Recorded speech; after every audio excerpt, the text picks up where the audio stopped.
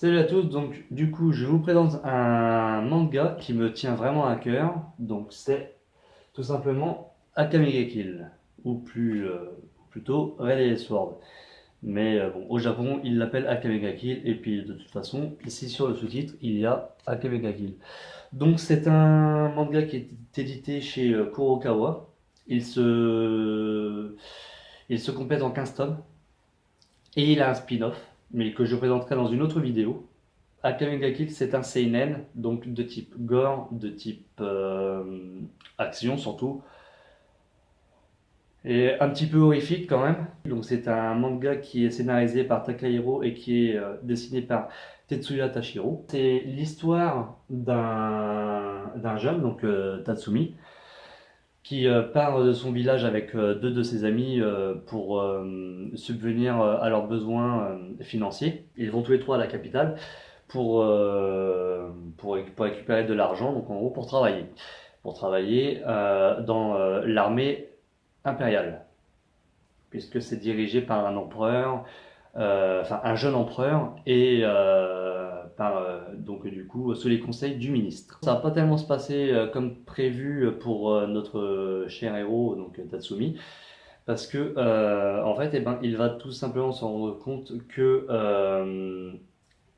la, comment dire, en fait, il va se rendre compte que l'Empire, malheureusement, est corrompu et il va connaître du coup un nom de groupe d'assassins d'élite, donc qui travaille pour l'armée révolutionnaire, donc le Night Raid, qui en japonais donne Night Raido. Les trois premiers tomes sont comme ça, donc là, voilà, là c'est Akame.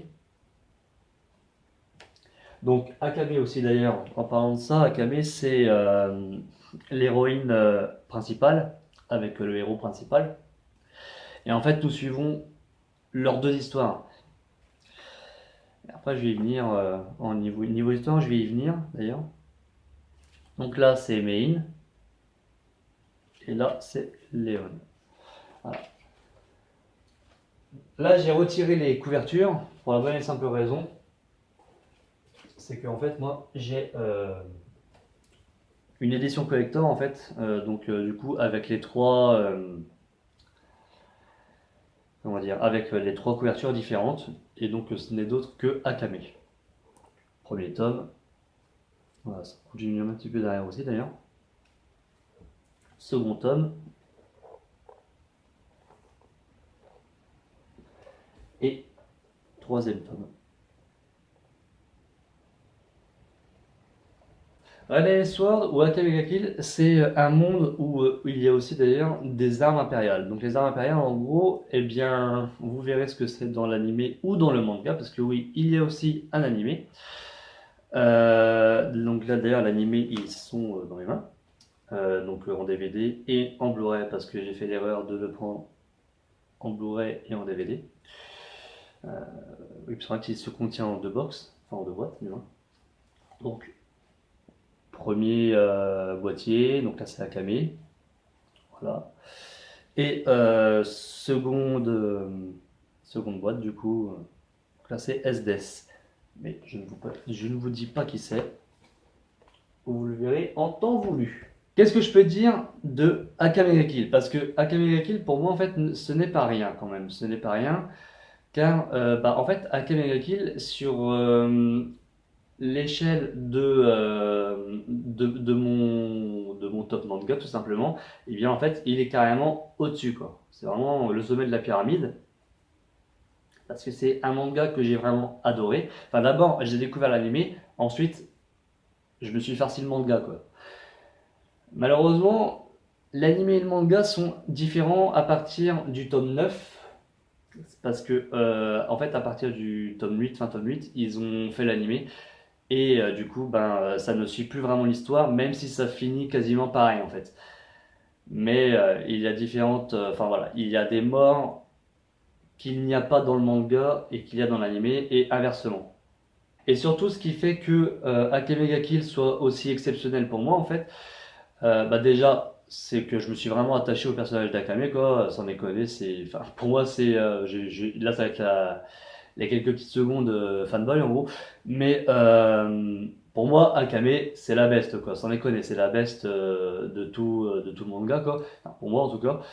Euh, je parle niveau personnalité, hein. Niveau personnalité, bon, aussi bien en tant que épéiste d'ailleurs, parce elle est vraiment. Elle envoie du lourd, quoi. Sans déconner, elle envoie du lourd. Mais aussi, c'est surtout si son histoire, en fait, qu'elle a derrière elle et qu'elle a au cours de Akame ga Kill Zero, donc le spin-off. Ce qui est bien dans ce manga, c'est que tu te accroches, vraiment, tu t'accroches à plusieurs personnages, mais aussi bien gentils que méchants. Voilà. Et ils sont tous très bien travaillés.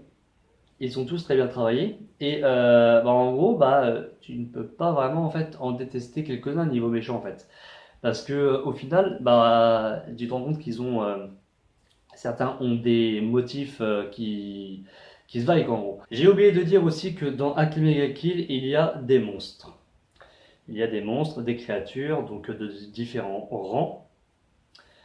Mais ça, justement, ça participe aussi à la création des armes impériales. Donc les armes impériales, c'est quand même, comme je le disais tout à l'heure, quelque chose que vous découvrirez dans le manga, parce que voilà, je ne vais pas vous spoiler ni rien. Donc, concernant les armes impériales, vous verrez. N'hésitez pas à dire ce que vous avez pensé de Akame ga Kill. De toute façon, je compte faire d'autres vidéos sur la chaîne parce que c'est un manga, comme je l'ai dit tantôt, qui me tient vraiment à cœur. Et donc, n'hésitez pas à dire dans les commentaires ce que vous en avez pensé. Et nous, on se retrouvera très vite pour une prochaine vidéo. Salut!